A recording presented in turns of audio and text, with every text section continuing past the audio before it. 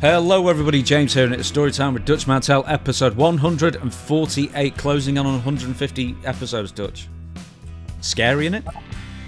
Wow. I know. You know, I say the same, I almost think the same thing every week. 148. You still remember the first one we did? No. What did we talk about? Oh, I don't know. You got mad and stormed off the set and all, and called me all kind of names. And I said, James, it's just a podcast. Come on, man, let's do it. So That sounds about right.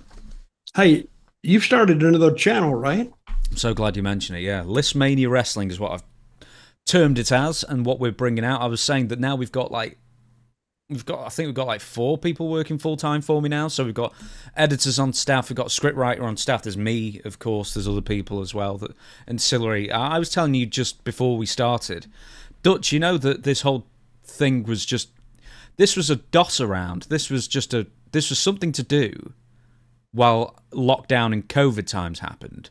And that was, I guess, 2021 or 2022, I can't remember. I think it was February of 2021 I posted my first interview with Lanny Poffo. I actually did it January 31st, I remember. And now I've got like staff under me and several YouTube channels and everything. It's weird, man. Congratulations to you. Thank you. And we've managed not to fall out over 3.5 years as well. No, that's good. Well, you're an easy guy to get along with. I mean, you're not controversial. You're not, argumentative. And we both say, okay, whatever, let's go. Just move on. You're right. But that's the way to do it, really. Yeah. Unless you have see, and this doing the podcasting, I didn't know enough about it to even, I knew just enough to say I'm here. And that's all I knew. So, which in a way was a good thing. Let's talk some wrestling. We shall talk. I'm up ready to go. Excellent. Let's talk some wrestling just before we do. A couple of plugs, as we always do. Once again, Listmania Wrestling is out now. The first episode is the worst people in wrestling history. I went for a nice controversial one to open it out with, and that's part 1 of part 3. I need to write parts 2 and 3 for at some point. I didn't even include Vince McMahon in it, Dutch, would you believe? But once again, it's in no particular order, and there's going to be plenty of stuff. There's going to be top 10 lists. There's going to be deep dives in subjects, the whole bit. So we're basically we're not breaking new ground. We're just doing it better than everybody else has done it before us. So the worst people in wrestling. Yeah, your murderers, your kiddie diddlers, that kind of thing. Was I in there? No. You can be in a future installment. There's always time, Dutch. Always. Yeah, there's always time. Right, a couple of bits for the intro, and that is Dirty Dutch Mantell with 2 L's at gmail.com. That's the email you get in contact with Dutch for. To order your signed books, your signed WCW trading cards, your signed diplomas by Zeb Coulter and Dirty Dutch Mantell as well, and there might be a hat or two as well. Make your request there, Dutch will get back to you. And the other email is questionsfordutch@gmail.com. That is the email you submit your questions to for Ask Dutch Anything every single Sunday. And just going back once again, Jeffrey Beatty. There's always a new name every single time you show one. Oh, yeah. I keep copies of them. I got a big copy, a big stack back there. I've had quite a few graduates from the University of Dutch. And when you get that diploma, you can put it on your wall, and you could actually tell everybody you went to college to study this great sport, as we call it. Well, you can tell people you went to college to study, but that's a damn lie. This is a university, online university factory farm of certificates. But it's to put on your wall, so it's allowed. Right, ask me a question. Okay, let's get straight into the news then. Nick Hogan suing Bubba the Love Sponge. I thought this would be interesting to open it up with, and the reason it was opening up with is because I forgot to shuffle it further down the list. So, on behalf of his father's estate, filed the lawsuit in a federal court in Florida, according to TMZ. He is claiming that Bubba's upcoming documentary, Video Killed the Radio Star, The Untold Story of the Hulk Hogan sex tape scandal, infringes on his father's copyrights and trademarks and is looking to stop the documentary from being released. The lawsuit reportedly claims that the documentary set to be released later this month featured unauthorized images and video footage from the tape in a trailer Bubba recently released. Hogan has also accused Bubba of violating a settlement agreement that he and Hulk agreed to when the tape first leaked in 2012. That year, the now defunct Gawker website released footage of Hulk Hogan's sex tape, featuring him with Bubba's former wife Heather Clem. Hulk sued Bubba, and the two reached a settlement shortly thereafter. Hulk additionally sued Gawker for defamation, winning that suit. Additionally, footage released from that tape revealed Hulk Hogan using racist language, which ultimately led to him being removed from WWE programming for a time before being brought back. So what do you think of this then? So I didn't realise that you could stop a documentary if you didn't want then somebody's name in it. I didn't either. So what gave the son, how does he have the right to sue over this? I mean, you can sue anybody, but I guess since he's a son, is he like grandfathered in or something that he represents the Hulk Hogan estate, I basically think. Okay. So, but the thing is, there's a million unauthorized biographies. There's a million unauthorized documentaries.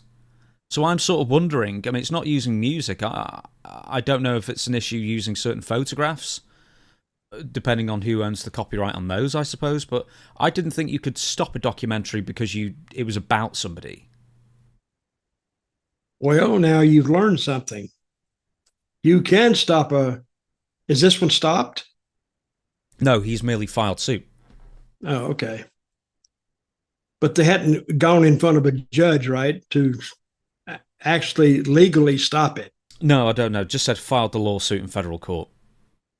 I don't know. When I was writing my books, I found something very interesting. And not that I was, of course, but it is very, very hard to prove defamation on somebody who's no longer alive. It's one thing if they're alive, but if they're dead, it is incredibly hard to get a judgment in your favour on the estate's favour of the person you're writing about or whatnot.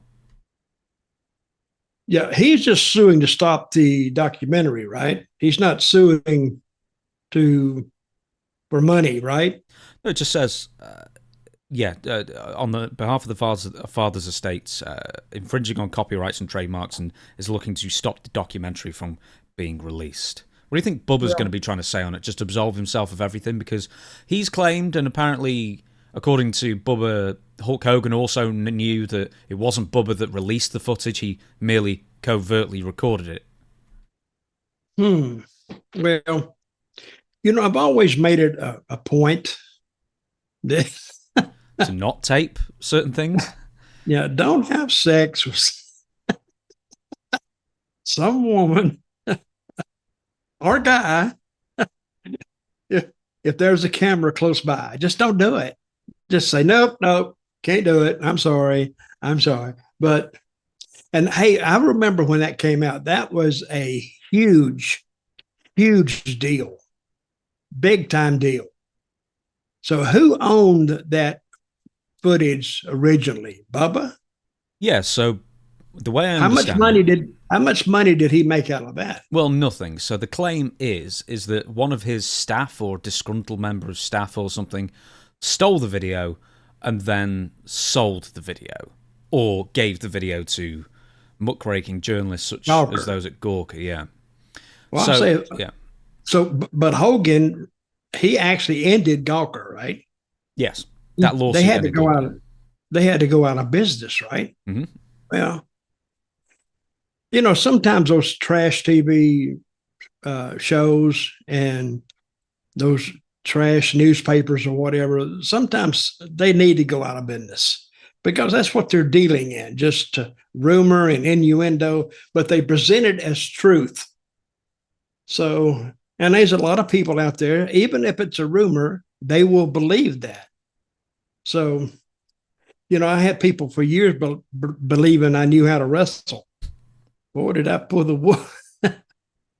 They said, Dutch, you got to watch him. He acts like he can wrestle, but he really can't. But, hey, I'm interested in this. I want to see what Nick does with it. This is a new one for me, and it's a new one for wrestling, really. But Let's see how it comes out. Yeah, I'm just figuring it's like Bubba trying to rehab his image, because basically he's on like internet radio now when he used to be, I guess, a decent name in shock Yeah, he jock was. radio names kind of thing back in the 2000s. So I don't know if this way of getting back in the spotlight or trying to rehab his image somewhat or whatever. I mean, how can you sort of rehab your image of covertly filming your best friend with the purpose of trying to blackmail them? Which I believe he said on cameras, basically, if he and Hulk Hogan had ever fallen out, that would set him up for life, kind of thing. Well, okay, learn something from this. Don't trust anybody, because he trusted Bubba, and Bubba turned against him and set him right up. But anyway, I don't think it hurt Hulk that bad. It hurt him for a few years, and then eventually he found his way back to WWE, and a lot of people haven't forgotten it, but that gives them something to bitch about. You know, a lot of people, they don't mind Hulk Hogan, but now he's on WWE TV. Now he's passed away now, so we're talking about a man that's not with us anymore. But when did they start their new show on the new channel in January? Netflix, yeah, it was in January this year. That was the last time Hogan appeared. And they were in Chicago, right? No, they were in LA. Oh, and they booed the hell out of him. Oh, yeah. I wonder what Jimmy Hart was thinking. I bet Jimmy Hart was saying, "Hey, baby. Hey, baby." Every time I would see Jimmy, he'd say, "Hey, baby." He was so excited. And I was seeing a picture, and we're going to talk about AJ Lee in just a minute.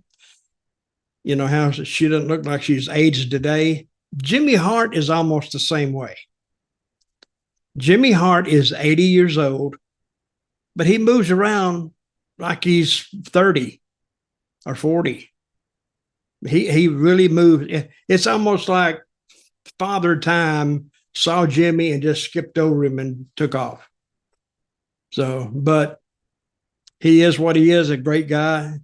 And I hope Nick Hogan gets this straightened out. And I hope he gets some money out of Bubba. You know, I know we don't do guests anymore, but maybe we should have Jimmy Hart on for 150. For episode 150, that's in a couple of weeks. Just throwing it out there. Good. Let's see if we can get him on. I'll call him. Yeah. Let's move on. I think this is something that you sent to me, Dutch. Taylor Swift and Jeff Jarrett.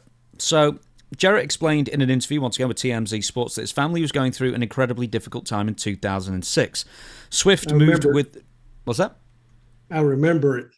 Oh, well, you were at TNA at the time, so, I mean, I was at his house. All during that. Okay, well, I don't need to say anymore. I was at his house when she passed... Not at his house when she passed away, but I would go there every 2 weeks for 2 days. We'd have a creative meeting at Jeff's house. And the reason we had it at his house was because Jill, his wife, was very sick. And we were supposed to be at the office. And I remember Dixie and Jeff, I think, had a big discussion about that. She wanted him at the office.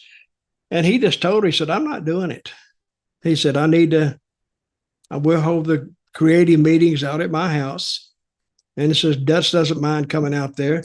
And Vince Russo was there. Vince doesn't mind coming out there. And we can do the same thing at my house that we can do at the office. Plus, I can be close by in case something happens. I don't think Dixie much liked that, but she couldn't do anything about it. But yeah, I was there every 2 weeks for 2 days and getting updates directly from Jeff. How long a drive was that for you? It wasn't far. I was living in Nashville then. It was about 20 miles. Oh, okay. Something like that. Well, yeah, that must have been fairly heartbreaking to keep going there. And I mean, obviously, she died not too long after this. So Jeff is talking about a time in 2006. We'll get to why we're talking about that in a minute. But yeah, I think you told me that. How long were you doing creative meetings at Jeff's house for? Was this a stretch of months and months? Why were we doing creative meetings? We were doing No. How long? How many months was it? Do you remember? It was. I don't think it was a year, but it was like 8 months, 7 months, something like that.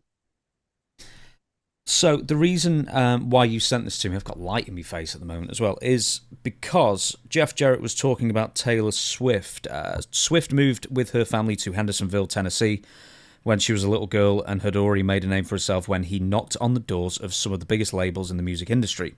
Swift gave his family a private concert they would never forget. And this is what Jeff said. It was Christmas 2006. My first wife was really ill with breast cancer, he explained. She passed away about 5 months after this, so I guess around like May of 2007. So she was really ill, and a friend of Taylor Swift said, hey, why don't you drop by? Obviously, like every little girl in America, my daughters were big Taylor fans. Her songs had just kind of broke, but she was the hometown girl, so she broke a lot quicker here, in town, than around the world. It was kind of an amazing experience. She came over and didn't bring a guitar in. She actually ran back home that day because the girls wanted her to sing and play. Then it was around Christmas time. It was on a weekend, and kind of one thing led to another. Taylor went and got a guitar, and then some more people dropped by, and by the end of the afternoon, Taylor played about 3 hours, and it ended up probably 35 or 45 people at the end of it.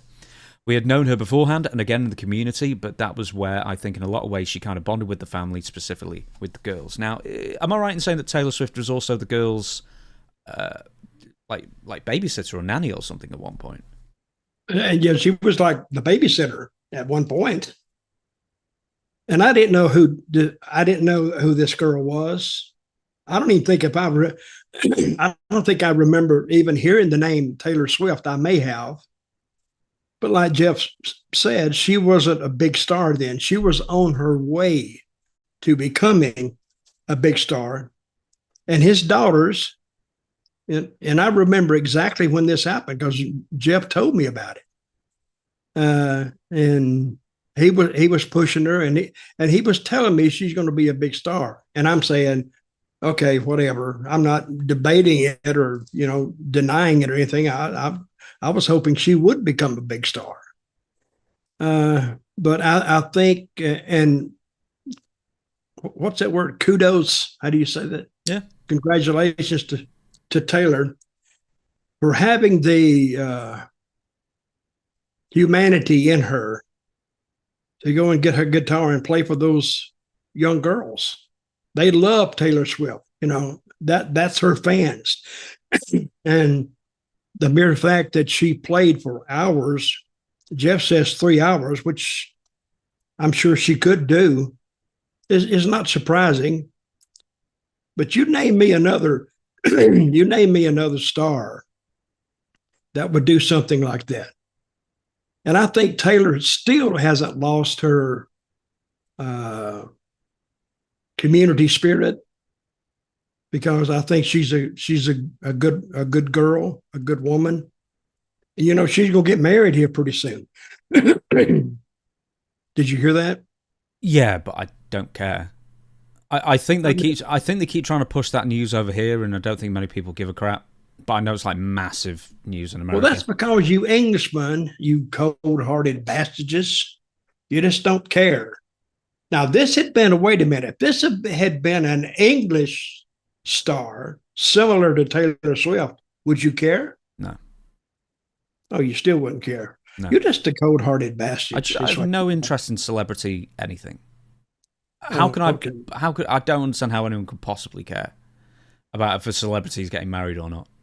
It's like I still think that more people in America cared about like a royal wedding than we did. Although, it was obviously huge news and stuff, but well, why did so many people turn out for it then if they didn't care? Because they all flew over from the States to look at it. No, it's a TV event, isn't it? But no, why are you that bothered? Are you invested in celebrity gossip and all that kind of thing? No, not really, at all. I don't care unless I maybe have a personal stake in it or I know them. I don't care. It's just news to me.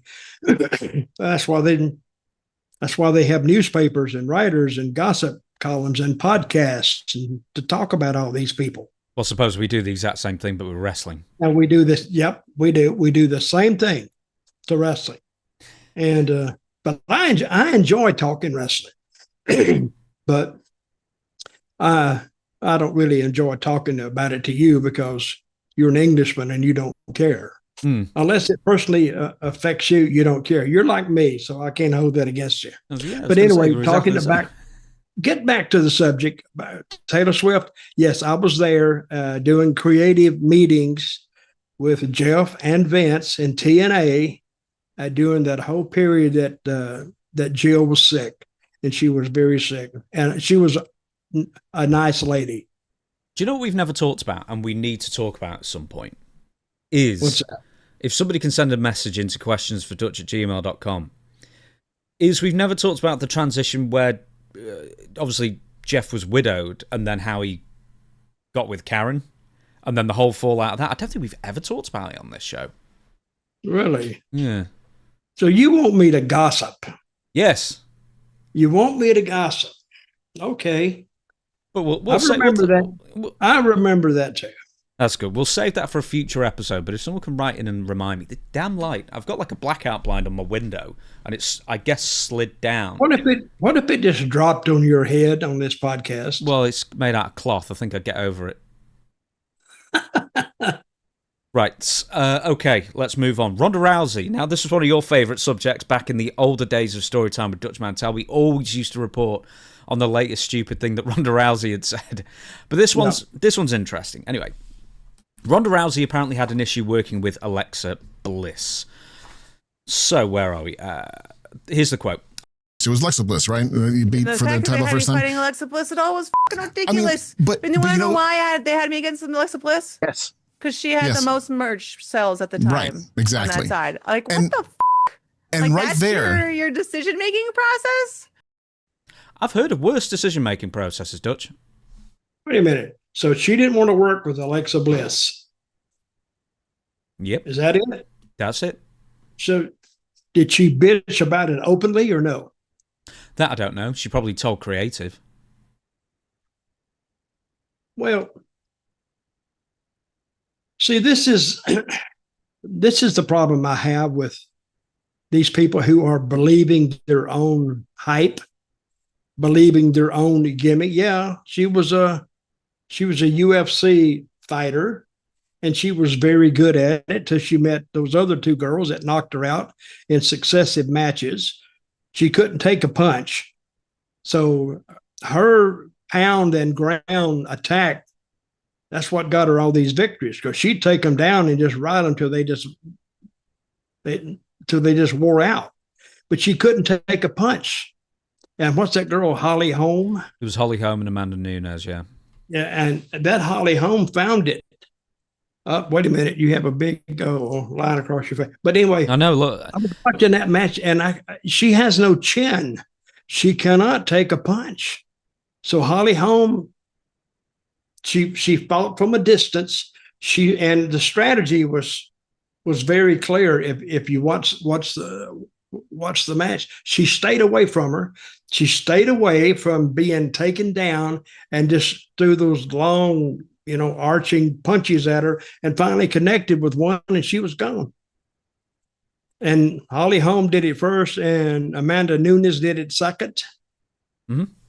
So she believed her own hype, but she didn't want to work with Alexa Bliss. And I don't understand Alexa Bliss selling all the merchandise, how that even factored into it. What did you read into that? I read that she was the champion, the WWE Raw champion at the time, because she was that popular and she was selling so much merch.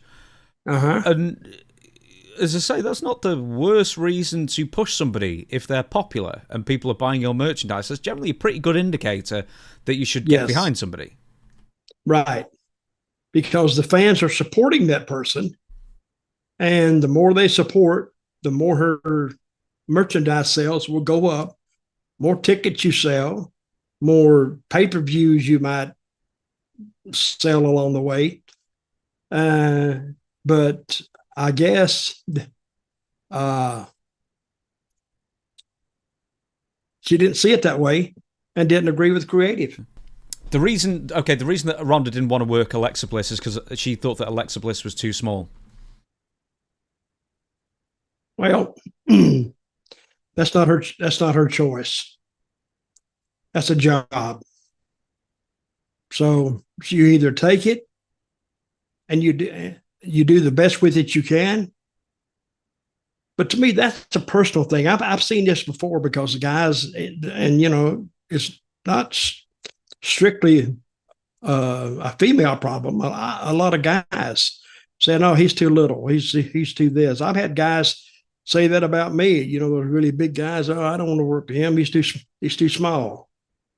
Even though I was about almost 6 foot and 210, I wasn't. But anyway, hey, it's just what it is. So she has to take the good with the bad. They're paying her to do a job, and she needs to go in there and do the best she can with it. They had pretty good matches, didn't they? They had the most one-sided matches in history, right? I'll come to that in a second, right? So the first point, Ronda in some matches beat the hell out on a pay-per-view, right? Yeah, I watched it. SummerSlam 2018, Alexa versus Ronda. Alexa didn't get one bit of offense in. Ronda Rousey took 100% of the match, killed her, beat her in about 4 minutes, and then won the title. So it's like, why wouldn't you want to work with somebody like that who's going to put you over that strong, man? Okay. I want to know the reaction of WWE Creative when they saw that. I bet the agent took an ass chewing from Vince, because if the match is bad, Vince is not going to go jump on he's not going to go yell at the talent. He's going to go yell at the agent for it. That's what he's going to yell at. But see, if Ronda had a little bit more wrestling knowledge and savvy,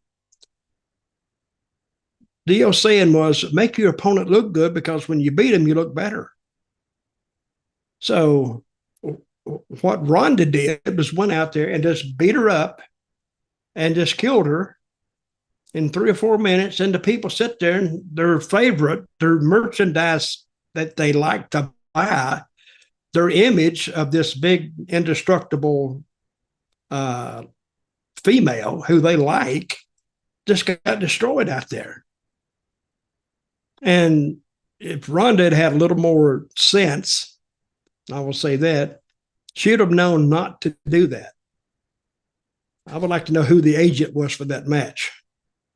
So there's 3 points here. One of them is that Alexa was the champion at the time, so basically you have to work with her to get the belt off her. That kind of makes sense.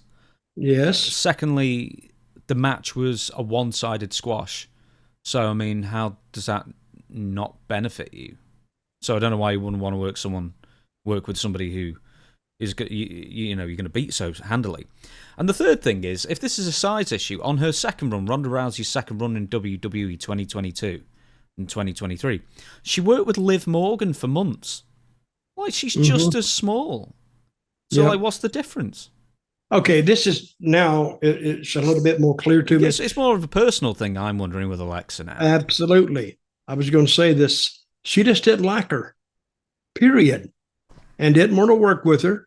They may have not gotten along in the back. Their personalities could have clashed, and I don't want to sound here a little bit like I'm shaming women, but women together are very catty, and they find a lot of things more offensive than men do. Men put up with it, but women with each other, they don't like each other.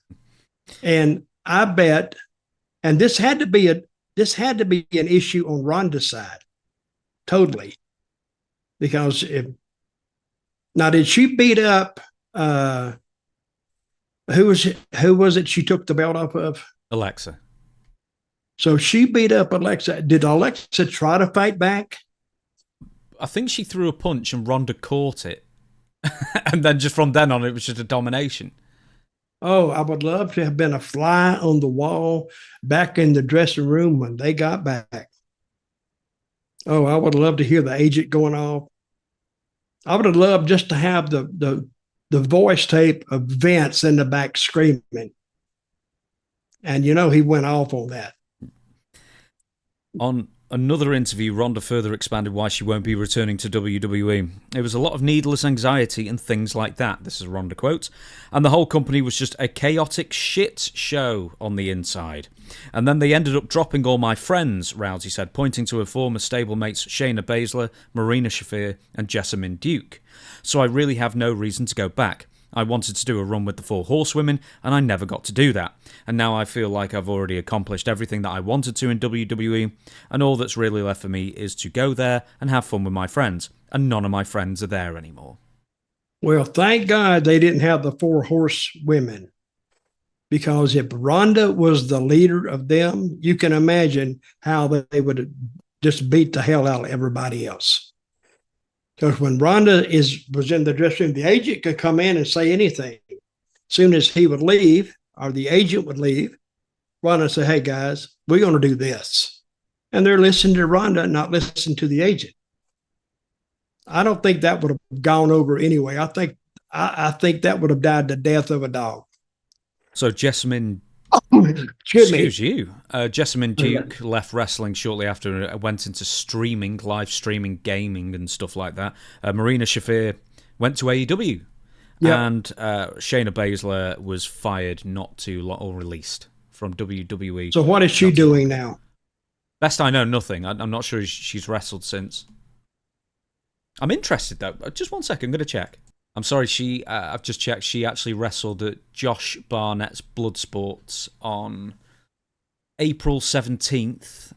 But I don't know if she was fired after that. I'm going to have to find that out. One sec. No, she wrestled Bloodsport while she was still under contract with WWE. She was released May 2nd.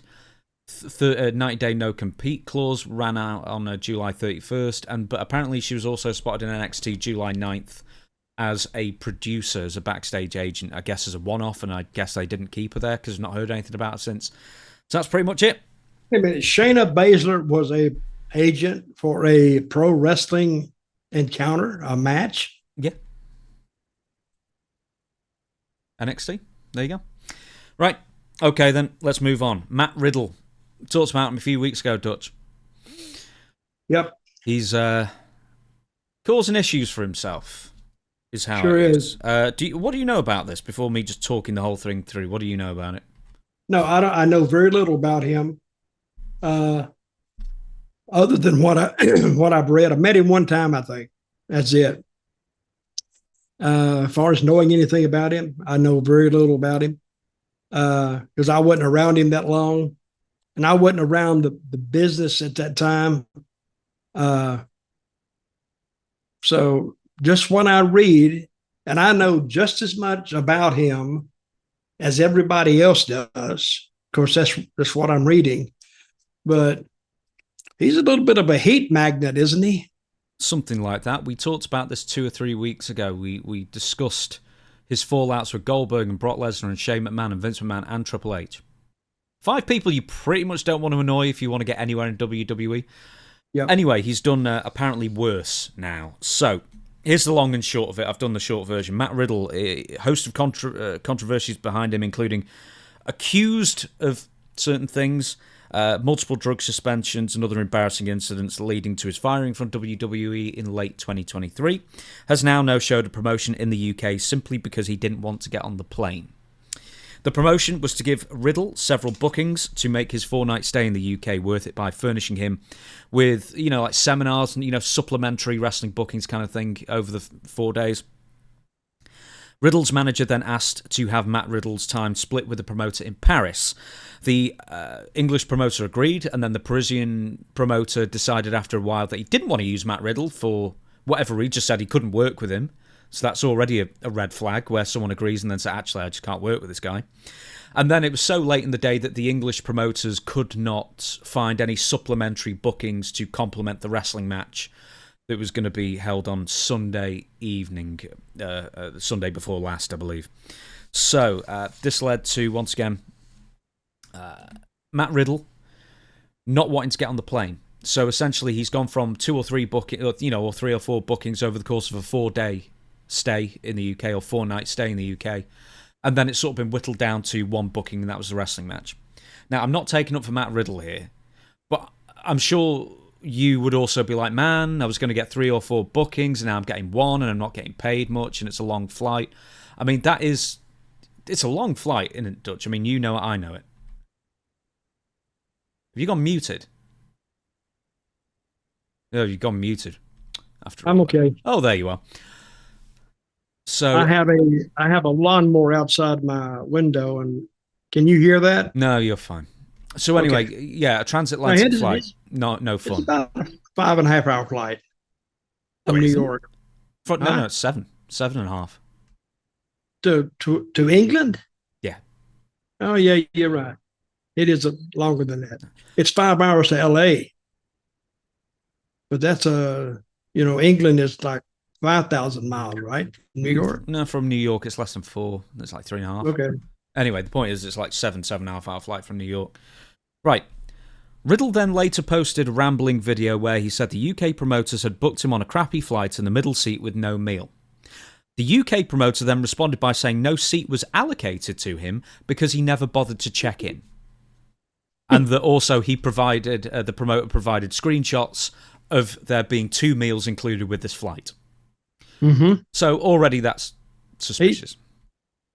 Everything I read about Matt Riddle, it's something else that he doesn't like this and he doesn't like that. Okay, what would you think if Matt Riddle married Ronda Rousey? Be just annoying. And a promoter, any promoter who would be stupid enough to book them together. Oh, now that's fiction, I know, but it's a good thing to think about. You got 2 problem children in the back. No, you wouldn't have 2 problem children because they might not turn up. They wouldn't show up. Oh, yeah. So anyway, Matt Riddle, I know very little about him, but what I read is not flattering, and he's his own worst enemy. So all his problems are self-inflicted. So him getting fired from WWE, I forgot what he had done.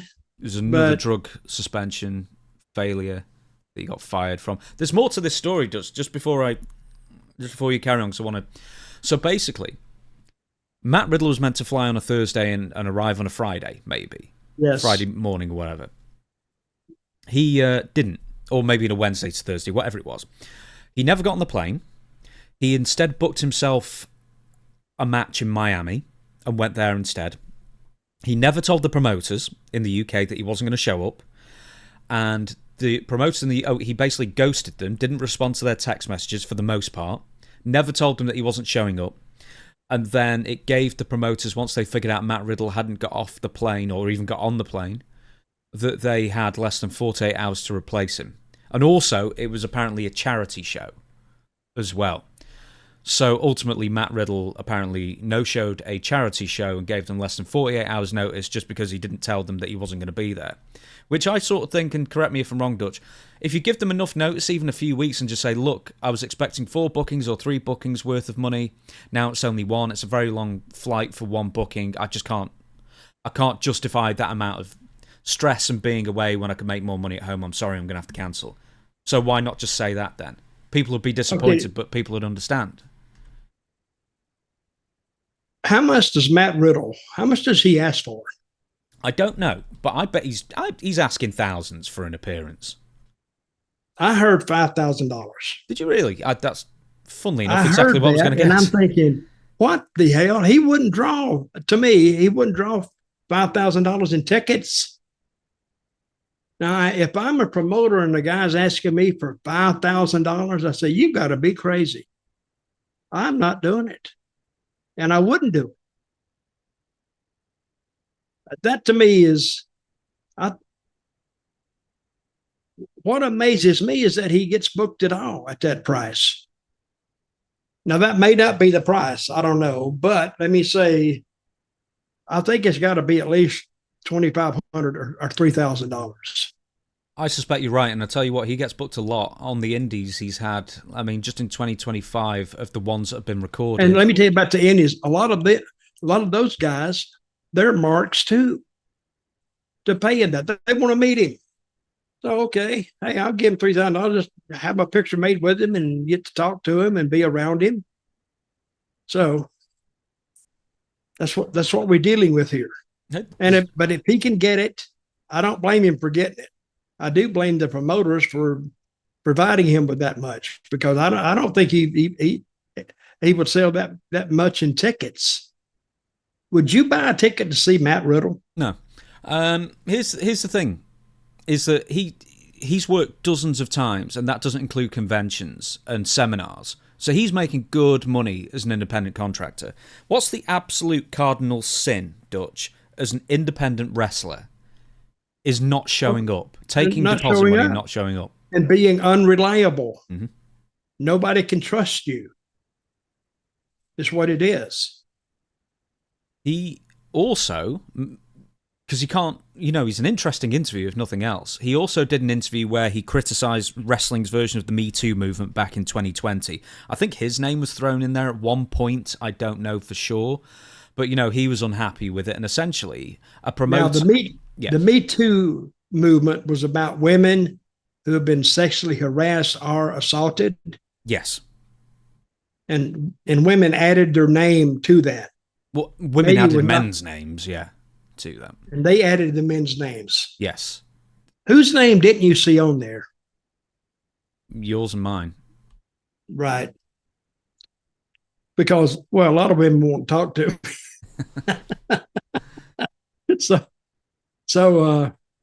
But and I saw names on there. I said, I don't know. I would hate to be tagged with that associated with my name.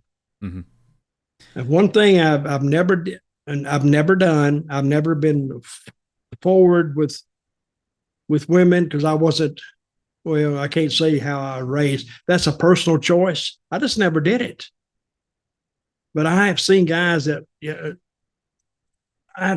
almost seriously, almost hit border on assault. I finally had to tell a guy one night I was in Memphis, and this girl kept telling him no. And finally I just stopped. I don't even know where I was. I said, leave her alone, man. She don't want to be with you. Quit pulling her behind you. I mean, I said, she could go to the police and charge you with something. No, she's not going to do nothing. I said, okay. Finally, I just told the girl, go on, just get out of here. And she left. So, as Matt Riddle criticized that, a convention operator, and I think Iowa, basically heard that and said, well, we don't want Matt Riddle here anymore, so he's cost himself a booking there. He cost himself a booking in the UK because he no-showed, and that's going to taint his reputation horribly. And then also, apparently, he's just making bad decision after bad decision, because even when he was meant to be going to a convention or whatever it was in Paris, they decided they didn't want to work with him either. So he's making himself pretty darn unemployable at this point. Yeah, he's hurt himself. Therefore, he's self-inflicted all these wounds upon himself, and they won't heal for a long, long time. Okay, put yourself in the position of a promoter or a booker, and you call him up, get his number, you make a deal with him, and let's say it's for $4,000, and you gotta say you're in England, plus you gotta get the airfare from New York, which isn't cheap, and you gotta put him up for 3 or 4 nights in a nice hotel, feed him, give him a per diem for food or whatever, and supply him with transportation. You know how much that adds up to you. You got to bring in that week just to pay him. Say you book him for 3 nights, you're already looking at $12,000 plus an airplane ticket, a hotel, feeding him, and maybe he'll charge you some cab fare or whatever, or turn in some incidentals to you. You're probably looking at $16,000 to $17,000. That's a pretty high investment. Mm-hmm. And for him just to say, well, not coming, I don't blame him for getting mad. So we're going to move on. Ric Flair complains about game payoffs. it's not even that big of a deal. I just wanted to throw it in there for you. The Escapist, this is from. Question, do you have a favourite video game of all time, or did you play with any of your kids when they were younger?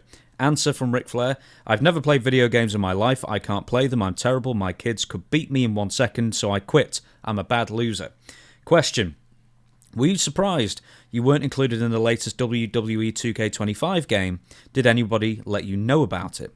Answer from Ric Flair, I knew about it, but I didn't expect to be, as I'm still under contract to AEW. Would you believe, Dutch? Unless you're on the cover, you don't make any money anyway. Maybe 0.3% or some damn thing. Okay, then. Let's talk about 3%, that. 3% on the games? He's saying 0.3%, but I'd be gobsmacked if Ric Flair got 0.3% out of that. What do you think he got? Well, they have like 200 people on the roster these days on these games, man. I mean, that basically adds to nearly 100% if they gave everyone 0.3%. I kind of agreeing with you there. I was amazed how low the percentage was for talent in WWE. I mean, I would get a check sometimes, and my stuff wasn't the best selling stuff. It was embarrassing sometimes. You know what I got 1/4 for, like, well, of course I was a bad guy. I was a heel. I got $53. I almost wanted to send it back to him. I said, hey, you need to keep this. You probably need it more than I do. But I didn't. But you brought up Ric Flair, and he can say what he wants to about anything. I was watching an interview with him the other day. He's talking about Bruiser Brody and the Bruiser Brody thing in Puerto Rico. And he has claimed that he was there that night. Mm-hmm. And every account I've ever read, there was no mention of Ric Flair. I was there. There was no Ric Flair. Yeah, well, do you know what the interview was? That was on like an RF video shoot from like 2008 when he claimed that. And I think the interviewer even went, are you sure you were there? Yeah. Like, you weren't there, buddy. We all know you weren't there. Who did he do the interview with? RF video? Yeah, I guess so. Or something Feynman. like that. What was that guy's name? Rod Feinstein. Feinstein. I know him. So he actually came to Puerto Rico and did a bunch of interviews one time. I did an interview with him down there. We went to I was staying at a crappy hotel. But at least I wasn't paying any money for it. I made Carlos pick it up. But he was across the street in a nice hotel, and that's where we did the interview. And that's where I met him. But anyway, I just thought I would bring that up. Ric Flair noted for whoppers of tails, just a whopper. And that was a big whopper, and nobody believed it. You could check it. And hey, if you're going to tell a lie that nobody can check on. But apparently he didn't follow that, my logic, and it's came back around to haunt him. Do you can you believe, or even do you believe, that Ric Flair's still signed with AEW? Because if he's still signed with AEW, why hasn't he been on TV for the best part of 2 years? Okay, now? Let me say this. That may be true. Because Tony, big fan, you can't be a fan and a businessman too at the same time. But if he still has Ric Flair under contract, now he's saying he's under contract with AEW, therefore he cannot do anything with WWE. I guess so. That's what he's claiming. I don't believe that. Because I believe he was on TV very briefly when Steve Mongo McMichael died, and I think he went on the stage very briefly at that point. But apart from that, the last time he was seen, I think I'm right in saying, is when Sting retired, which was like March of 2024. I just don't understand the logic. I mean, we say this time and again with Tony Khan hiring people and then not using them. We've not said it that much recently, but dude, it's like, you haven't done anything with him in 18 months. You don't sponsor that energy drink anymore because that energy drink, as far as I can tell, is dead. Yeah. So why are you spending all this money and not merchandising him, at the very least merchandising him, if not using him on television? Well, do you think he signed with AEW still? It is possible. Let me say that. That's what I don't get. Do you think this is a cover where he's saying, well, I'm not in the WWE game, but actually he's not signed with anybody? And he's sort of, is trying to cover for the fact that WWE didn't put him in the game? I don't know. Well, who said this? Ric Flair? Yeah, Ric Flair said he was signed with AEW, which is why he was not in the WWE. I wouldn't lose any sleep on trying to figure this out because it's a bad process for your brain. Mm. So leave it right there. If Rick said it, Rick said it. Move on then. Now, you were saying beforehand about, news not being reliable and clicks and all that kind of thing. Well, Wade Barrett, done not done. This story basically exposes the worst of all wrestling media of putting 2 and 2 together and getting 5,673. Just making stuff up. Mm-hmm. And this is something that I saw on the weekend. And at the moment, on my personal channel, I'm doing a lot more news at the moment. Yes. I'm really ramping up on the content. And this is one thing that I looked at and thought, I'm not doing a video on this because I don't buy it at all, which I'm quite proud to say I'm glad I didn't buy it because it made no sense. Or, it was all made up. Here's what it was. There's several things. Basically, the story is that it got out somehow. Someone made up that Wade Barrett has basically been fired by WWE, right? Mm-hmm. He's been doing commentary on SmackDown. He's been doing commentary here, there, and everywhere for WWE.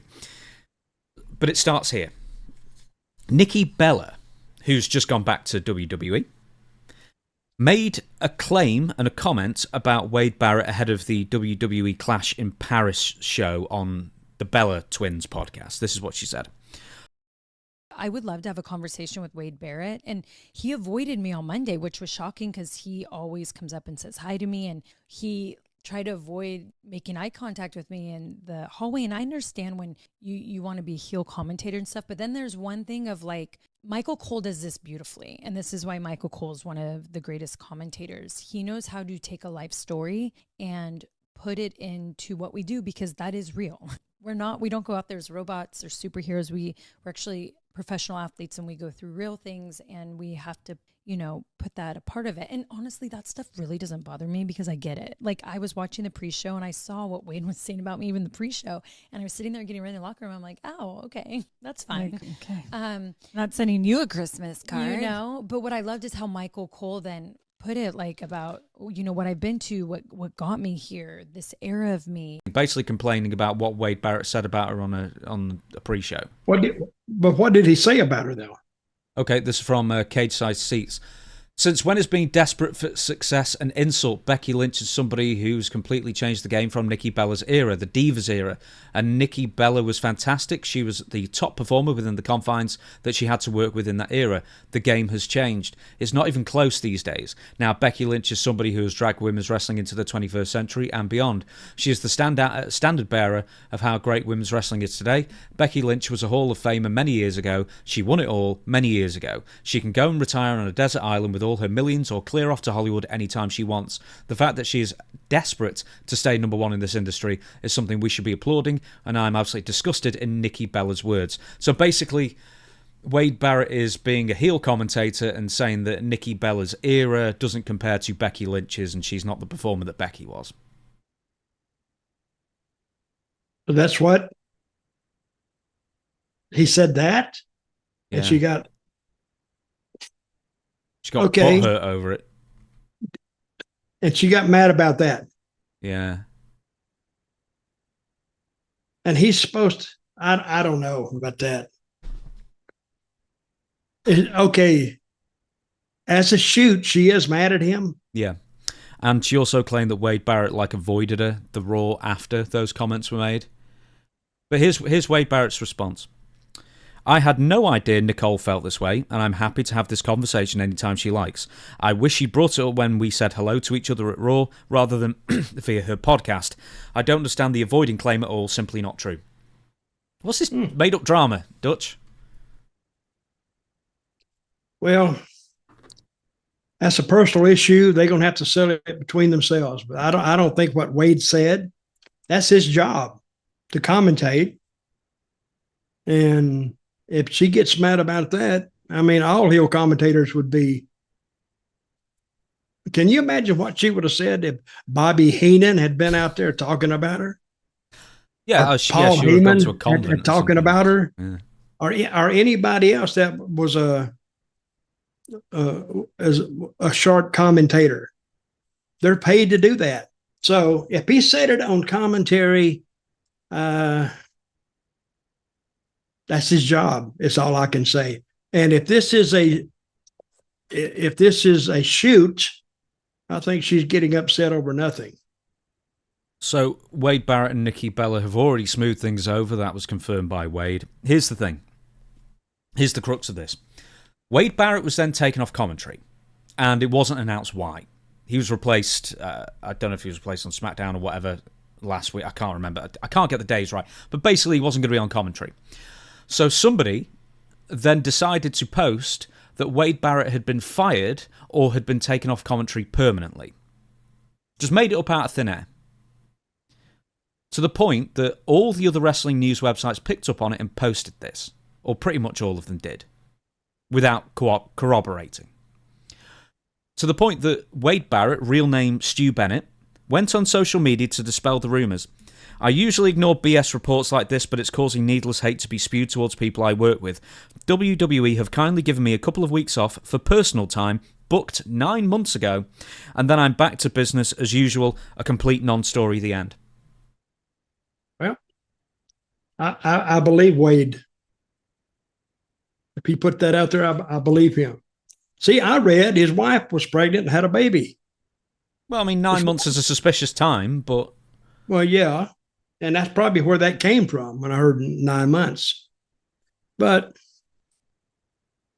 hey, that's a non-story now to me. They'll straighten it out. And yeah, but does it annoy you, though?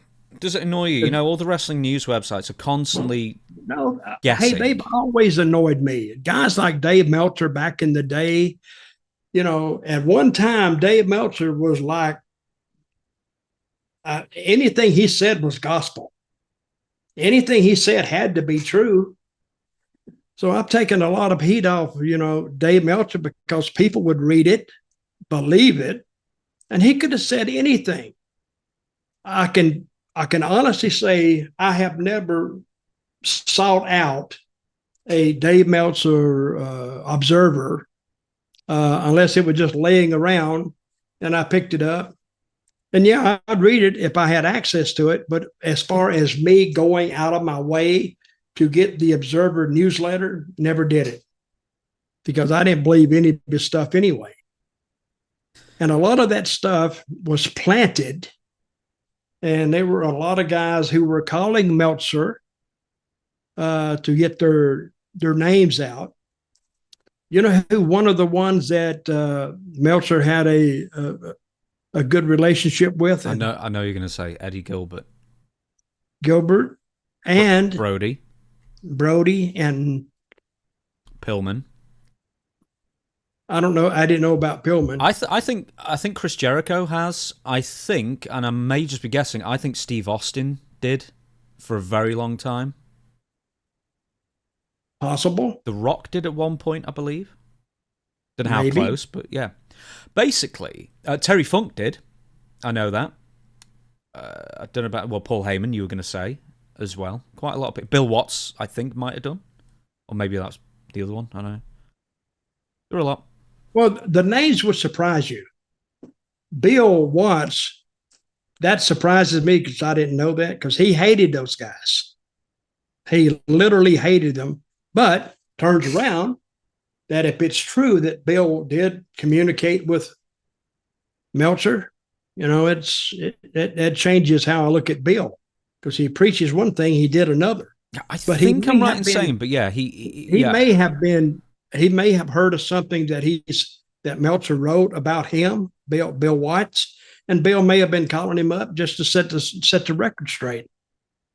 If somebody can confirm that to me, I don't want to be telling tales out of school, but I'm pretty sure that Bill Watts was somebody who was in communication with at least some of the dirt sheets. I know for a fact he was giving interviews to Pro Wrestling Torch, and they were the interviews that I think ended up costing him his career in WCW. So it's not like he was, a stranger to the insider. Okay, why was he fired in WCW? He made rather racist... Well, look, they were trying to get rid of him one way or another, but they found these interviews from like 18 months earlier, some racist connotations to some comments he made in an interview, I think in a Pro Wrestling Torch interview, and Aaron Rodgers, the baseball guy, was one of the higher-ups in Turner, and it got to him. Hank Aaron. Who did I say? Yeah, I don't know. You said something else. I think you said... I'm trying to think of the name. Whatever. He was the home run king for a while. Yeah. All right, the home run king guy. Anyway, he's black, and then he read the comments, and that was sort of the impetus to get rid of Bill Watts, among other reasons, I guess. Well, they got rid of him, and quick. Yeah.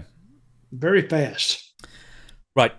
Actually, there's one more thing. Corey Graves addressed Wade Barrett's supposed firing or release, whatever it is, on WWE Raw this past Monday by saying, "It's so weird, the internet told me that Wade had been exiled to some faraway island," as co-commentator Joe Tessitore sat there laughing.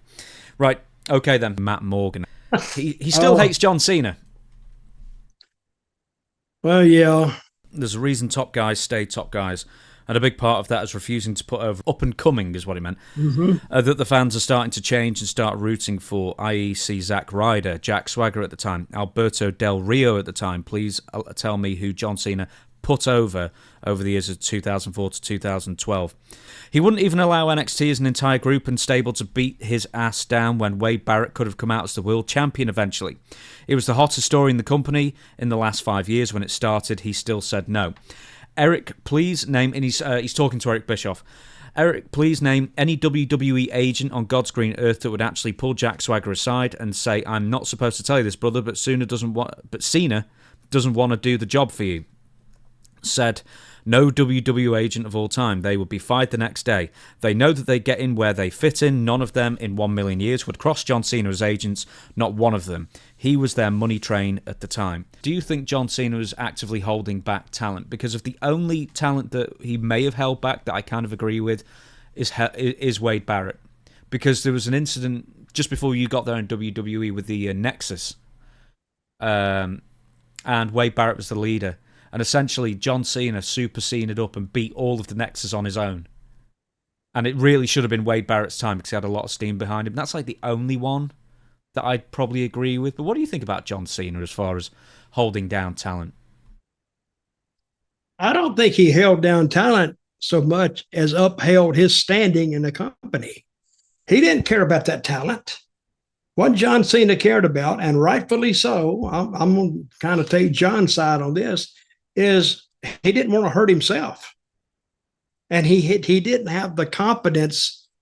This is what it tells me. He didn't have confidence in the creative team. They go say, "Oh, it's not going to hurt you. It's not going to do nothing." Well, John didn't see it that way. He was the top dog in WWE and wanted to stay there and wanted to remain there because he wasn't supposed to be there. When he started out, I think I've heard that Vince was on the verge of letting him go. He went out and did that rap stuff, and Vince heard that, and it kind of got over with the crowd. And one thing you can say about Vince, he read the room. When he did that rap, people responded. Then he started doing it in house shows. People responded. And when they went back to TV, he did it again. They respond. So I'll say one thing about Vince. When they responded, that told him, okay, we might have something here. So let's test it, see what it's going to do. We'll test it out in the arenas on the live events. And it worked. But I don't think, and you can say that he held up and coming talent down, which is possible, but there is a way that he can help that talent, but the creative has to find that. I think they may have just wanted him to go out and lose to Wade, maybe, I don't know. But he didn't feel like that was was a good idea. And when a talent in WWE doesn't, now this is when I was there, when they didn't like something, they took it to Vince, a top talent. They took it right to Vince. And if Vince thought, well, if they have a point, he would override the creative, they'd have to come up with something else. So, and that's what creative feared. Creative feared that the talent going to Vince directly, that Vince would side and according to who the talent was, of course, but if he sided with the talent, that really hurt creative. So they can't get anything over. One guy wanted me to say something in an interview, and I said, no, I got to ask you about this line here when I was Zeb Coulter. And I said, Zeb wouldn't say this. I talk about Zeb in third person. I said, Zeb wouldn't say this. They said, well, that's what Vince wants. And I went, let's go ask him. It was changed right then. He said, no, we won't bother him because he's really busy. So, okay, what would you say there? I said, well, I wouldn't say that. He said, okay, what would you say? And I give him a line. He said, okay, say that. That's how easy it was to change. So I don't think Cena held anybody down so much as he kept his position right where it was and secure. Yeah, I don't get the argument like, well, who did he make? Well, he made a lot of people as well. Edge, especially with, you could argue he made Rob Van Dam at one point as well. He made people along the way kind of thing. But also, you can't, you're basically the new age Hulk Hogan. You are the face of the company, kind of thing. You can't just let anybody beat you. Then it becomes not special, and then you're no longer the biggest draw because you lose constantly. Hey, even The Rock found that out to a point because he was losing more and more around 2001. This is around, when the tide was changing. He was getting a few more boos here and there, and he was, really giving, a bit too giving, some might argue, at the time. But, The Rock could get away with it. Cena couldn't. The same way that, The Rock could. So it sort of yeah, okay, yeah, I don't get it. I don't get it, Dutch. I don't see that reasoning. You've got to protect your top star, man. Hey, guess what? That makes two of us. I don't get it either. But okay, right. You've headlined quite a few territories over the years, over the decades. Yeah. Right. Did you ever find yourself getting a bit overly protective of your spot? No. Because I was always... See, I wanted to go out there. The first thing I wanted to do is have a good match. Now, if they told me, okay, go in the ring and let this guy beat you 1, 2, 3 straight up, I said, no, according to who the guy was. But even if I'm not working an angle with him, that's just bad for business. That doesn't make, not only is it bad for me, it's bad for business, for everybody. So again, I'll go back. Cena wanted to keep his position, and I think at that time, we're talking about Wade Barrett, he didn't think Wade Barrett would be he shouldn't beat him. Yeah. And I'm sure that, Jack never beat him. Did Jack ever beat him? I don't think so. No, I don't think so either. Wade, Cena did admit he was wrong on the Wade Barrett thing, I believe. Other people were telling him, like Chris Jericho and people like that were saying, Cena, you're wrong. You should be losing. And eventually Cena got his way, and then afterwards, like, yeah, I screwed up. That wasn't the right thing to do. Yeah, but see, how did they want him to lose? That's the problem. Did it have an edge to it? I'm sure it did. Well, it was multiple people on one. Yeah. So it shouldn't have been that big a deal. Did he take on the whole team at one time? Basically, yeah. I think he took like a DDT on the floor or something like that, and then sprung up. Well, maybe not sprung up, but then still came back and beat everybody, and then pinned Wade. I think that's the story. Well, I'd have him. I would have had him go against 2 or 3 guys, and he would beat them. And then by this time, he's worn out. And then something happens to him in a break, or he gets DDT'd on the floor and he rolls in. Now he's hurt because the camera wouldn't own it, referee didn't see it, and then have Wade beat him. Now that has an edge to it, and kind of cart him out of the ring, send some people in, and you cart him out. Then he does an interview later, and he said he's not going to forget it. He's coming for Wade Barrett. That's the way I would have put the spotlight on it. Mm-hmm.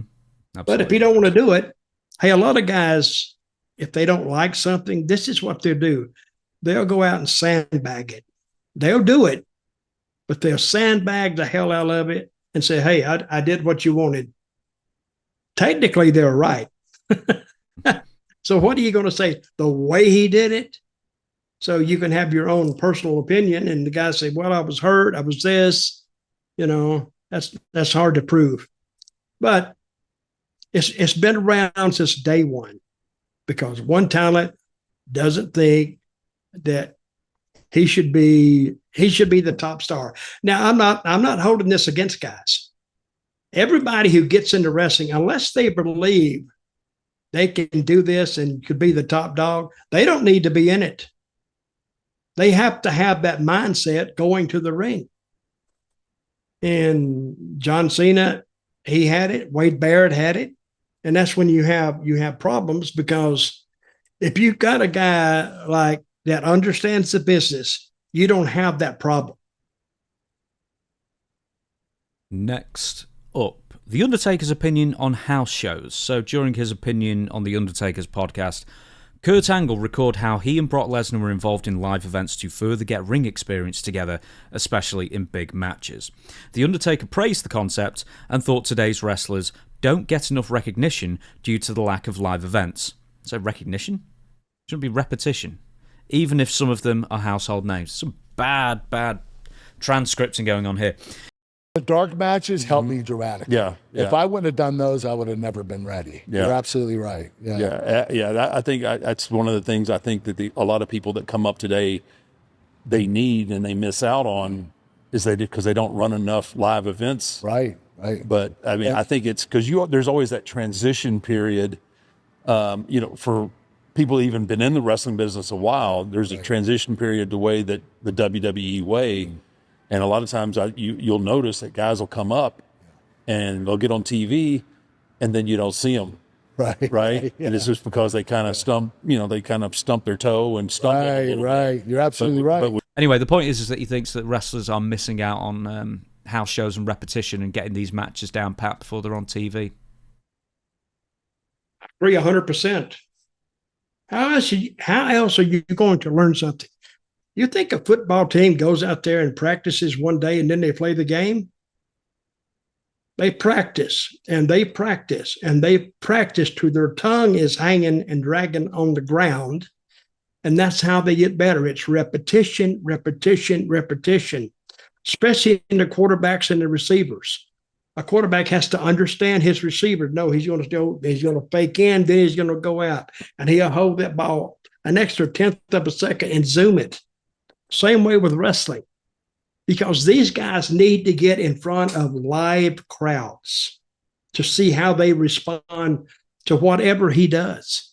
You just can't put them on TV. And that's why everything, since you brought this up, I understand why they plan almost every move. See, we didn't used to do that. We would go out there and we worked so much with each other on all these different events that we knew the guy like the back of your hand. You know him, what he's going to do, how he's going to react, and you invent things when you work with a guy for a prolonged period of time. But you can't do that with just an agent telling you, okay, go out there, I want you to put him over. They need practice. This is why that Performance Center in Orlando, it may have been, they thought, a good idea, but to run all the other little territories completely out of business, they were doing the same job the Performance Center was doing or trying to do, which I don't think they're very successful at that. But when they was in a smaller territory and working almost every night, that was doing the same job that WWE spent millions in the Performance Center. They already had the system in place, but Vince, no, he wanted to run them all out of business. He wanted WWE to be the only wrestling company in the United States. And I'm thinking, well, if the NFL was the only place you could play football, where did they come from? They got a feeder system. They got the college system. But WWE, since they run all the little territories out of business where guys could actually learn to perform in front of live crowds, they killed that system, and they were doing the same job as the Performance Center in Orlando was doing, or is doing now. So, yeah, I agree with the Taker. They need more live events, get in front of live crowds, seeing how they respond, and they get their reps in. I agree with him 100%. You know why they don't do house shows anymore, or very rarely do house shows on American soil anyway? They do, European tours and stuff. It's because the money losers. They weren't always money losers, but because I guess the guys are paid a lot more than they used to be. That they're now money losers pretty much even if they sell out, at a pretty decent-sized arena. What difference does it make if they're paying them the same amount, whether they work the show or not? Well, that's a good question. That's not considered a loss. You're going to pay him that anyway, whether he goes to the town or not. Right? Mm-hmm. What's the lowest the pay in WWE right now? I heard $350. $350. Okay, so you book some towns and say all you wanted to do is break even, basically. Unless it's a big loser, you don't worry about it. But you don't really pay him for the show because he's already getting paid the same amount every week. So you may actually, I don't think you'll lose any money on the guy. You may lose some money on renting the building and maybe the transportation, but I don't know. I mean, I'm not in that department. I don't care. But the main thing Taker's talking about is, and he come up the hard way. He did come up to where you were working 6 days, sometimes 7 days a week. And that's where he learned how he learned this business. It's never been better to be a professional wrestler at the top of your game than right now, as far as pay and as far as how little you work comparatively, like compared to what you used to. I mean, most people don't even wrestle 50 times a year now in WWE. You know how many times I used to work, and you know how many days I worked straight one time at WCW? 63 or 64 days. Mm-hmm. That was almost, finally I said, I'm going home. I'm going to go home. Don't book me on, I told him, don't book me on it. We were working 7 days a week and sometimes twice on Sunday. You talk about run ragged. And we used to have a joke and we would say, and people wonder why we do drugs.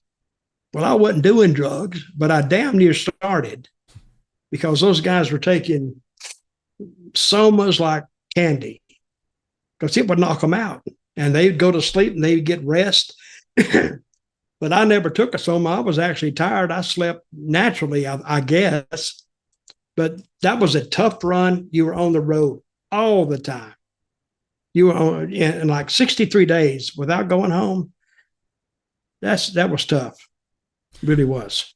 So the thing with the house show thing, which I figure they've cancelled, one, it's a money-losing exercise for the most amount of time. But once again, the wrestlers, they miss out on the reps and the practice and getting out in front of fans that otherwise wouldn't see them because now there's no house shows practically anymore. You only have TV tapings and pay-per-views, so they're never in smaller markets. Here's the thing, though, I want to ask you about. Injuries.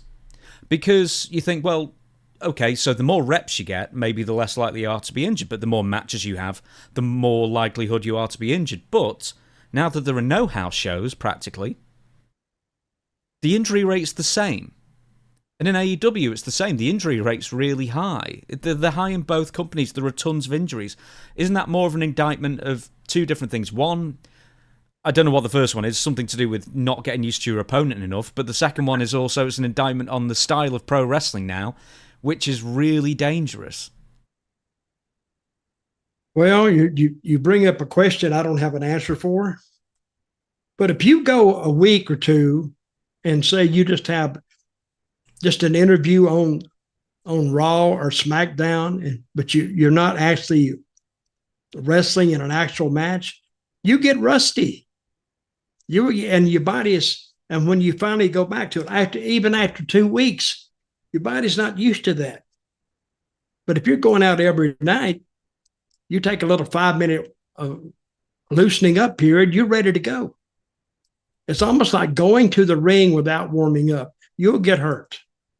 You really will. We're going to be talking about Wardlow at the end of this show as well, and that's going to be coming up in a minute, in a few segments' time. So that sort of goes to him as well. We'll get to a couple of the Raw segments that were yesterday as we record this, 2 days ago as the show comes out.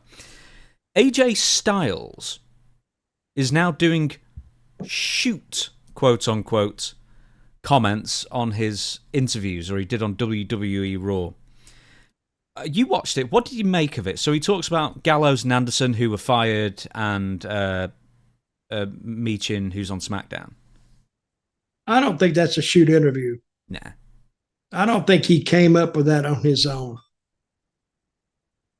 Because AJ is going to go out there, and it probably helps him remember the interview, and he probably has some feelings about it. So some writer said, hey, say what you feel. You feel like saying this? Yeah, I say it. I don't think the people looked at him like he was doing a shoot interview. He's telling the truth. He didn't do an indictment of anybody, really. He didn't do an indictment of the company or the writers or anybody. Tell people what he said then. I don't know what he said, to tell you the truth. It sounded like just a generic interview to me. The people love him because he said a few things and they cheered. So what did he say? That's basically it. Just said somebody's out to get him, I think, pretty much. And that, Gallows and Anderson are no longer there. Meechin's on SmackDown. He's been separated from people he's been associated with. But it definitely seemed like a scripted thing. It didn't seem like he was going, into business for himself. But there's something else. Well, who wrote that? Oh, I've no idea. So we're quoting an unknown person here. No, we're quoting AJ Styles, but we don't know who wrote the segment for him. That's what I'm saying. But who wrote that it was a shoot interview? Oh, it was presented like he was shooting kind of thing. Basically, the work shoot thing. Wait a minute, but isn't that what he's supposed to do? You'd think so, wouldn't you? Yeah, so he did a pretty good job with it. See, that was, what, AJ is great. There's nobody better in the ring than AJ. The one thing that bothers me about AJ more than anything else? His well-conditioned hair. Oh, my God. It is just too long. Oh, is that what actually you were going to say? Yeah, that's what I was going to say. If he would cut that hair back, I think he would. I liked him better when he had short hair. I don't think that matches his personality, really. But that's me. Let's get to something else relating to this then. So AJ Styles recently posted on Instagram an image of an hourglass, but it had the AJ Styles logo slipping through the middle. Yeah. So, I don't know what that's meant to signify for sure, but it seems like, the sands of time are slipping away kind of thing. He's coming towards the end of his run. I mean, he's 48 Time's running now. out. Yeah. The sand clock is on you, or is on me. So basically on that post, a lot of people were complaining about WWE's lack of focus on AJ Styles recently, which is quite surprising because, we saw Paris at his reception. Let's say this. Wrestling fans are the most bitchingest bunch of people I've ever seen. They bitch about everything. Oh, AJ, they're not doing anything with AJ. He's finishing up, people. Can you understand that?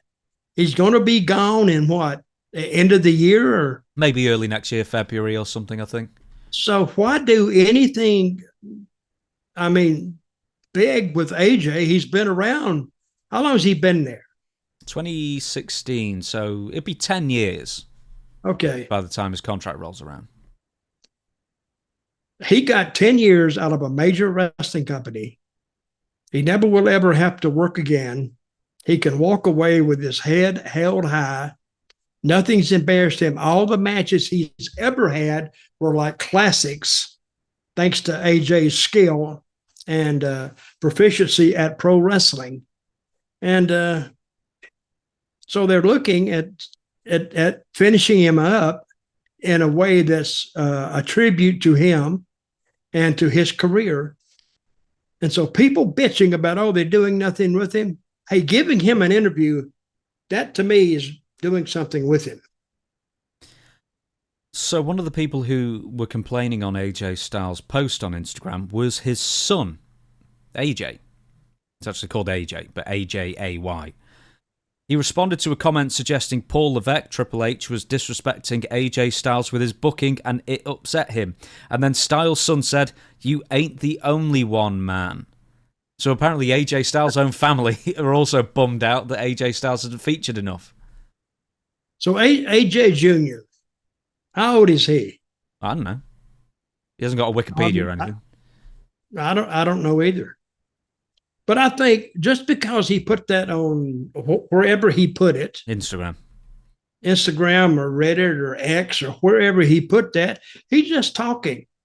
So people, and that's his claim to fame too, is his daddy, his father is a big time wrestler with WWE, and that's how he kind of stands out. So I wouldn't put too much emphasis on what he said. He's just talking. So let's get to... Oh, no, actually, just before we do... so he's 48 now. I think he said on interviews he's got a desire to retire by the age of 50. People always say that. And AJ... but the thing is, AJ is like in such great shape now. I mean, I don't know how he feels. And, you know, he's on the lightest schedule he's ever had as well, I'm sure. I don't see a reason he couldn't go another 5 years. Do you think he's one of the rare exceptions who are just happy to retire at a certain age? Well, I have no idea, but he does love wrestling. I know that. He loves what he does. And he doesn't consider that work. He considers that what they call a labor of love. And he goes to the ring. He turns in. And I've been around AJ quite a bit. I've never seen him dog a match. I've never seen him go out there and just slow it down, because he was trying to find the best, or get the best match he could possibly have with whoever he was paired up against. So if he wants to retire at 50, good. Could he go 5 more years? Yeah, he could go 5 more years if he wants to. But I would say, AJ, listen, buddy, when you hit 50, you know, one little mismove, or, you know, you could mess your knee up, you could mess your back up. See, wrestling's not the safest sport in the world. AJ's been lucky. I don't remember AJ being hurt that much, ever. Yes or no? I don't remember too many injuries. He must have had some, though. Well, he had some, but, you know, a lot of guys get hurt. You never know it because they work through it. So AJ is a hell of a worker, tough, and if he wants to retire at 50, have at it. We're going to move on. So 2 more things. We're going to talk about a bit of AEW stuff, then we're going to shut down the show. And the first one is MJF's wedding photos. Not happy. Yep. Mm-hmm. Did you see him? Yeah, I did see some of the wedding photos. Yeah, they didn't post them. Fans went through their Facebook, or actually friends of their Facebook, on Facebook, who had posted photos, and then those fans started disseminating them through social media, of which neither of them are particularly happy about. But nobody's particularly happy about it. Okay, who was in one of the photos? So MJF and Adam Page were together in one photo, and the problem with that is that they're feuding on screen at the moment. But in this day and age, does it matter, or does it matter? It doesn't matter.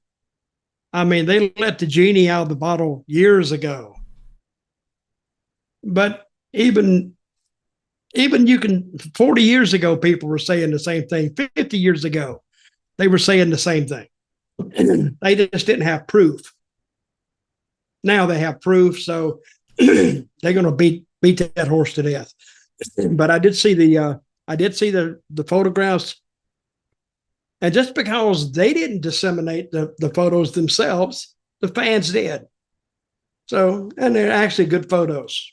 I wish them a lot of success and luck in life. The other bit of news that's the funny bit is that this wedding was actually supposed to be happening around the time of Ring of Honor's Death Before Dishonor show. Mm-hmm. Tony Khan wanted to be at the wedding so badly that he moved the Ring of Honor event 1 week forward so he could go to the wedding. Well, I'll say one thing about Tony. He's passionate. He's passionate, and he must really like MJF. And the lady he married, the woman he married, is a commentator on AEW I think TV. it's like a backstage interview. She's called Alicia. Oh, okay. Pretty girl. And I like I said, I wish them a lot of success. Tony wanted to be there. So Tony is willing to spend the money to cancel the original date on that before Death or Dishonor and move it to another date. And that meant he really wanted to be there at that wedding. So I congratulate Tony on that. Yeah, I kind of like that because it doesn't really matter because not many people are watching Ring of Honor, so it's not like the biggest deal in the world, and you might as well move it. They've got that residency up at the 2300 arena. They used to be the ECW arena, so they might as well use the arena for what they want. So how long are they going to be there? A month? Yeah, I think they said 7 weeks or something originally, so it's nearly 2, yeah. Oh, damn. But I guess the people that used to go to the old ECW, they might be glad to go back to that building because they got a lot of memories left in that building. Mm-hmm. So this might give them a few more. So Tony, you showed your humanity too. Last thing we're going to be talking about is Wardlow. Wardlow injured without doing anything. Yeah. I mean, he basically did nothing. So, Wardlow, he hadn't been seen in AEW for something like 17 months at this point, after he had a severe knee injury. He came to the ring at the end of the Swerve Strickland... Did I send you a video of this? Or did I forget? So, what now? Did I send you a video of this? The Wardlow... No, I saw it. Did? Okay. So, Wardlow came to the ring after the Swerve Strickland-Okada match, and he did the sum total of the following. A clothesline on Prince Nana, an F5 on a security guard, and a powerbomb on another security guard, and 2 hugs, one with Okada, one with Don Callis. Somehow he managed to tear his pectoral muscle during this, and he could be out for as long as 8-9 months. You know my take on that? Go on. I don't think he got hurt during that match. I think he got hurt in the gym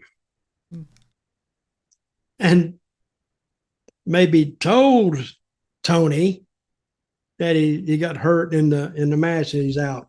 Oh, so for insurance purposes. I'm sure that he's on contract. He's getting paid the same whether he works or not. So now see, in the old days, if you got hurt, you didn't get paid, buddy. That's why guys were short-tempered, because if a guy tried to hurt them or he was reckless, they didn't want to work with him. Because if they got hurt, that cost them money, and they didn't want to deal with it. But I think Wardlow got hurt in the gym, and I think he was embarrassed. So he told him he got hurt in that match. So I don't think it's going to. It's an issue of whether he's going to be paid or not. He's going to be paid anyway.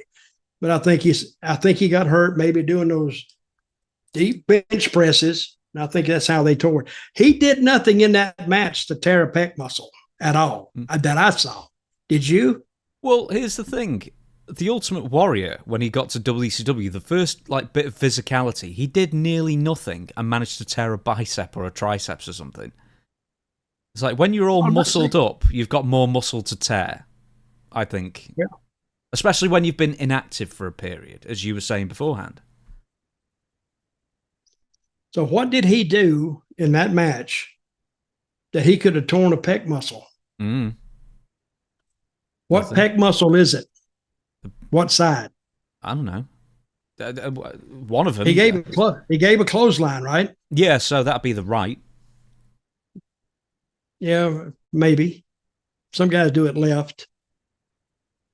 Hey, Jake the Snake, when he did the short arm clothesline, what arm did he use? I don't know. Well, I'm presuming left now. You said it. Yep, because he would whip them with the right hand and pull them right into it. He'd catch them with the left. So I don't know. I'm going to take him at his word. He got hurt in the match.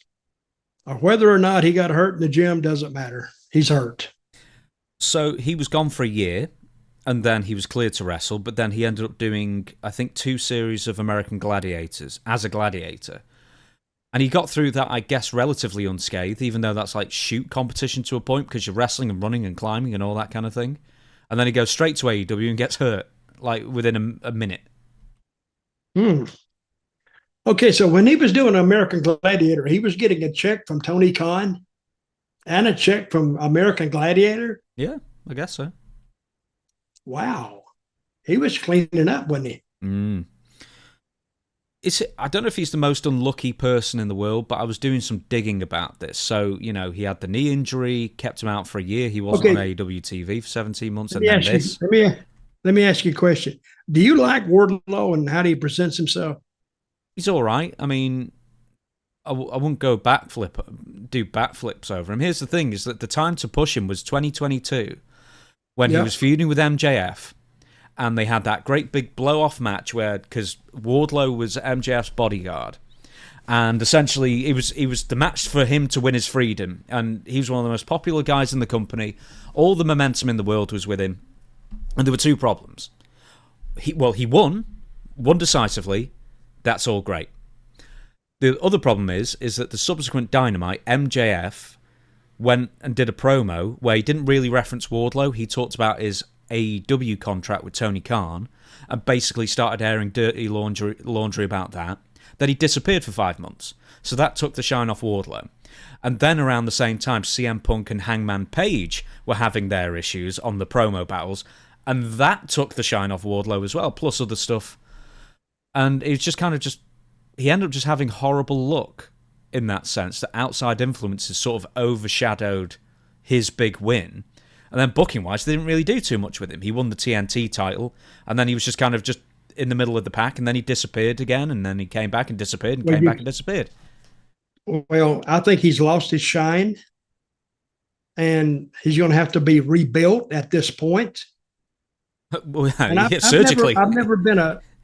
Wardlow is okay, but I've never been a big fan of his for some reason. Can he talk? Okay. Nothing mind-blowing, that's the thing, yeah. Well, I think they're going to have to go back to the start with him and start him, especially now that he's hurt. How long can you be out? He's been out since he's been out since 2022. 2023. He's been out since the spring of 2024, so that's about 17 months. And then the grand total of 1 appearance back, and now he's going to be gone for, if it's a full tear, he's going to be gone a good 8 months, 9 months. And then here's the thing, with Keith Lee as an example, Keith Lee had been on the injured list because he'd had health problems for a while, for about a year and a half. But he's been on the injured list for over 2 years. He was cleared for competition months ago, and he's still not been brought back. So when somebody's cleared, it doesn't necessarily mean that they're going to be back on TV straight away. So Wardlow could be cleared 8 months from now, after surgery if he needs it, and then he may not get back on TV for 14 months. And then by that time, who knows, he might injure himself again immediately.